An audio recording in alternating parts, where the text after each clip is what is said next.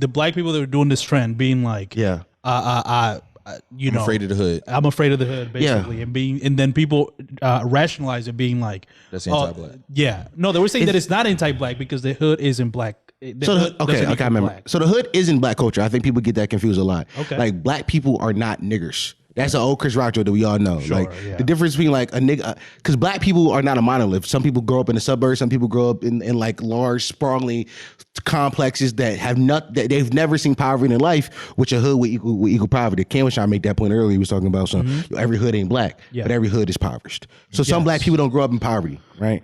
I think that, you know, to add nuance, if you are a black person not from the hood, it's okay to be afraid of the hood. Just because you black don't mean you feel comfortable in spaces that are primarily black, especially if you didn't grow up there. Mm-hmm. That's why I don't really get mad at black people who be like, I date white hoes. Well, tell me about your upbringing. Like, did you grow up? They're like, was your high school mostly white women? Yeah. Oh, well, that makes sense why your beauty center is white women. That's what you grew up with. Yeah. Like, it would make sense why you are afraid of walking down North Philly. You're not from there. Right. Because you from Jenkintown, the good part. Right. You could be from Brooklyn and still be afraid walking down North Philly. You're not from there. You're not from it. It's not your environment. Mm-hmm. Now, granted, there is a sort of a comfortability that you do feel when you live in hoods long enough. Because every hood is the same at some point. On a base level, every hood has a few things. Liquor stores, poverty, and crackheads. So you just feel safeness in that. So I get it. But also, we got to talk about the idea of new blacks, which I've been trying. The older generations, the older millennials are trying to push this idea of new blacks. And I'm trying to tell y'all who it is. It is collegiately educated black people who went to PWIs. And we got to get these niggas out the paint because they are making the TV shows and they are making the content that represent black people, and it's corny and it's fuckery.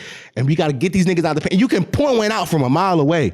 You can point one out from a mile away. Whenever these niggas start talking about blackity black activity, they didn't grow up black. They're forcing their blackness. Yeah. They are just now becoming comfortable with their blackness. And that's the thing that I think it's a real thing. I think a lot of black people, like me growing up, I was uncomfortable about blackness for a long time. Not because I didn't know who I was, but because I come from bad stock, so I know the stock I come from. I see my family, I'm like, I'm not that. But also, like, I know my dad's a pompous uptown nigga. I'm not that neither. Mm-hmm. So it's this weird dichotomy of like, damn, I'm too white for the black kids, too black for the white. But the crazy thing is, all of it's black. Mm-hmm. So it was this weird dichotomy. But I became comfortable in like, yo, I am who I am, and I can never be. Right. And I think that some of these new blacks need to become comfortable in that. Mm-hmm. Become comfortable in who you are. Sometimes they don't really have their first real black experiences or understand who they are as a black person until they get to college. Mm-hmm. And that's where some of the confusion comes in. Because a lot of suburban blacks that have never had experiences around black people, their first real experiences outside of family outings is going to an HBCU, which I think is actually worse than the black that goes to the PWI. Yeah, that's been around blacks their whole life. The nigga that goes to the PWI, which I would say is myself, it only reaffirmed how my blackness to me. It was like, oh yeah, nah, I'm black. I'm not like you niggas at all. The suburban one that's like around the whites all the time, they didn't really know their black identity. So when they get there, it's like, oh, fried chicken, watermelon. Oh, we love it. It's like it's King Batch. It's King Batch comedy. It's King Batch now. So I think they're more of the problem than the. You know what I mean? And then the blacks that also go to I think the best thing is for a black to sometimes go to a PWI to really experience life outside of their world. It depends on, I like the point about blacks not really find out who they are till they go to college. I like that point. Because depending on what kind of black you grew up, you are. Like nigga like me, like I grew up in, my neighborhoods was like 99% black. Right. Black or Hispanic. Right. Like my high school ain't have a single white kid in it. Right. Seeing more white people might have been beneficial to me. Going to PWI might have been more beneficial to me because I would have like white people would have been my comrades. They would have been my on an equal level with me. I talk a lot about growing up. I only see white people inside superior roles, right? Like teachers, police officers. That's all I saw white people as. But going to PWI would have put white people on the same level as me. Like, oh, they just people, right? So that's probably a good experience. Now on the inverse, it's like if you a kid. Grew up around white people, it probably is a better experience for you to go to HBCU.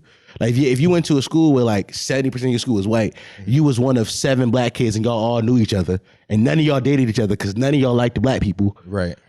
probably good for you to go to HBCU to really experience like black culture and black love and really figure out who you are. So I think it's twofolded. That is the nuanced answer on that thing, though. Yeah, It's a good point.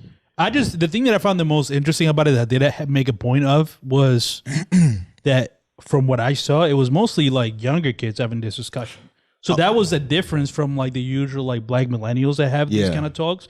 And what was interesting about it, it was much more combative between the younger kids, because it was a bunch of younger kids being like, no, that is anti-black. You being like, basically what you said, you don't consider anti-black. They were like, the younger kids were on the side of like, no, that's anti-black. And I think that's because seeing the black millennials act this way, now they're going all the way the opposite. They're going the opposite direction like, of it. No, this is all black and it's all good.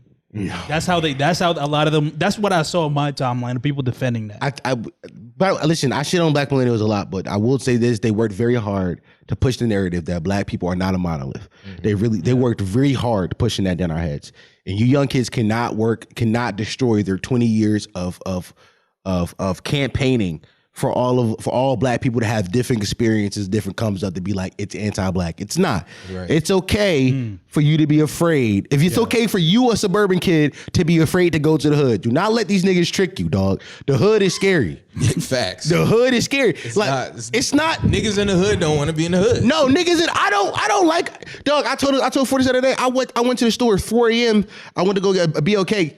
2 minutes after I hit the crib, I heard gunshots at the top of my block. I was 3 minutes away from getting shot. Yeah, I think you was talking to me. Oh, it was you? Yeah. That's you a also normal. told me.